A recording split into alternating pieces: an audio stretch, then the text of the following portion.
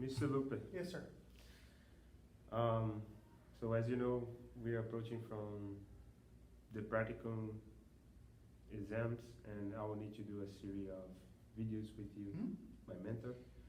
And for this first video, I am required to go through the routines and some of the classroom expectations and the rubric for the Teach Now program as well. So can we start talking about the routines for the daily sessions? Absolutely. My lessons that I teach have a sequence that I go through. They're 90-minute lessons, and the lessons include a number of different aspects. See, in PE you have 5 different standards that you address throughout the year, but I don't teach one standard at a time. I teach a series of them, and we touch upon pretty much every one of those standards every lesson. So a lesson would start with a certain amount of time is designated for a fitness aspect of what it is we're trying to do. And then whatever skill or whatever unit we're in, we'll address specific skills for that particular unit. Once we do that, then we will take those skills that we're addressing and then we'll turn them into something a little bit more complex. So we'll address specific skills and then we'll apply that skill in a small group game or a small group activity. And then when that becomes fairly comfortable with them, then we turn it into a bigger aspect where we can take that particular skill in that particular environment and put it into a larger context where they can apply that skill in a way that's more applicable to whatever that skill is addressing. An example would be, how do you dribble in soccer? Mm. So you take the skill, you break it down, and you teach little aspects of it, and you have them practice those particular things, and then you put them in a small group activity where you have to specifically focus on dribbling. And then once they feel comfortable with that, and you feel like, all right, we can progress, we put it into a larger context. And at that point, we start combining it with other skills. So in that regard, our routine is very much the same. And so when you and I start working together, that's a routine that I'll introduce to you and have you start applying and learning that process. Mm-hmm. So that's kind of how the routine for our daily lessons work. Perfect. Now, as far as classroom expectations, there's no difference between the expectations I have for my students than any other classroom teacher would have. And it's basic stuff. And I've told you this before, the only thing that I want the kids to be aware of is the more rules that you have, the more rules you're gonna break. Mm-hmm. So if you take your skills or your rules or your expectations and you break them into smaller pieces, then the kids will be more apt to be able to understand them, comprehend them, and apply them. But if you break them into bigger pieces or smaller pieces and you create 16 different rules, they can't remember 16 different rules and they're gonna break 15 of them. Yeah. But if you take them and you apply them in smaller scale, an example would be, I have expectations in my class that are only four expectations. Okay. Listen, follow directions. That applies everywhere. It doesn't matter where it is. I apply play hard, play fair, play safe. Right? In our particular field, playing safe is a big aspect of what we do because in order for us to really apply the things that we need to do, we're throwing balls at each other. And if we don't have expectations of what that looks like, then kids are going to end up hurting each other because even the most sensible children are going to make mistakes, and if they're not really focused on what it is they need to do. So in that regard, our expectations are simple. You play hard, which means you do your best. You play fair, whatever rules you are, if we're working with partners, we treat each other fairly.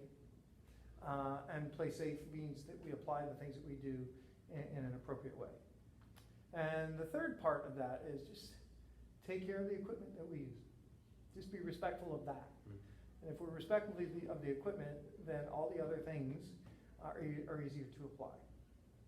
And have the children understand the value of those kinds of things. We need to understand those things so that the children. The last rule I have is a product of all the others.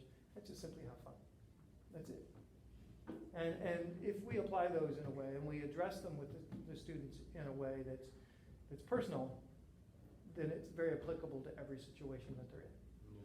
So that's basically my classroom expectations.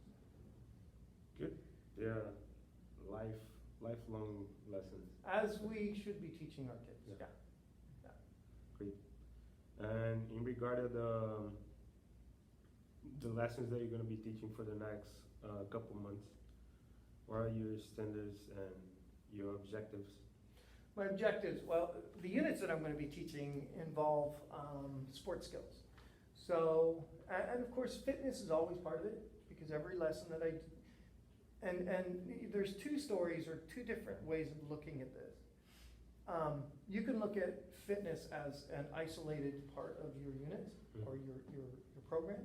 I don't look at it that way, because fitness is not something that's isolated. It's something that's ongoing, and it's something that you apply all the time. So every lesson that I have, there's a fitness component to it. So the fitness components are going to be always part of what my lessons and what my units are part of, right? And so as the year progresses, I introduce more fitness aspects and fitness elements to the students, so that they can understand them and see how they kind of work together and they meld together. So students know there needs to be work on endurance and what that means. They know what flexibility is and how to apply it and why we do it. And strength, what is that about? And how do we do that? So if we can incorporate those three things, because we're elementary school, I only introduce those three things generally. Now you can break each of those down into smaller pieces, but if I was to do that with my students, they wouldn't understand any of them. Just like the rules and expectations, if you give them too many, they all get washed together and they don't understand them. So if you take them and you group them and you put them in smaller packages, they understand them a little bit better and they understand the idea and concepts behind them. Now, as far as the sports skills we're going to do, after our break, starting in a couple of weeks, we're going to be doing tennis skills. So we're going to introduce them to some tennis skills. We'll do that for about 3 weeks. And we'll also do some football, soccer type things in between. So those 2 units will probably last about 6 weeks. And so we're going to break those down into smaller pieces, introduce the skills, and then take those skills and apply them in games, just like a daily routine that we would have. So that's basically what it's going to be for the next 6 weeks. Okay. But and when it comes down to the standards that we're going to do, the standards are always going to be applied every lesson, all 5 of them. We're going to talk about the social aspects of what you're doing and how to apply that, and how you affect the things that are going on around you. And like in the case of tennis is a lifelong skill. It's a lifelong sport. So how does that translate to your life? Because one of the standards we have is using fitness and using these things for lifelong opportunities. And so we're going to address those things as well. So all of those things are going to be part of the units, and every unit I do is like that. And every unit you do with me is going to be like that as well. So now the Teach Now rubric, that's on you. Okay. I'll use that to evaluate you where applicable. Because the Teach Now rubric, because I went through it, went through the document. Not all of it applies to PE. Yeah. But what does apply to PE, I'll certainly use as an opportunity to assess what you're doing. In a fair way. In a fair, obviously. Yeah. Well, maybe not. Okay, sir. I appreciate you. Thank you very much. Is that it? Is that all you need? That's all I need. You don't want to talk about anything else? Because we can't. All for now. Do they have any questions? Well, we'll figure it out next week. Okay. After the next session. Thank you, John. You're welcome. I appreciate you. All right. That was great. You think that'll work? Well, yeah. Did I talk enough? There'll be plenty of time.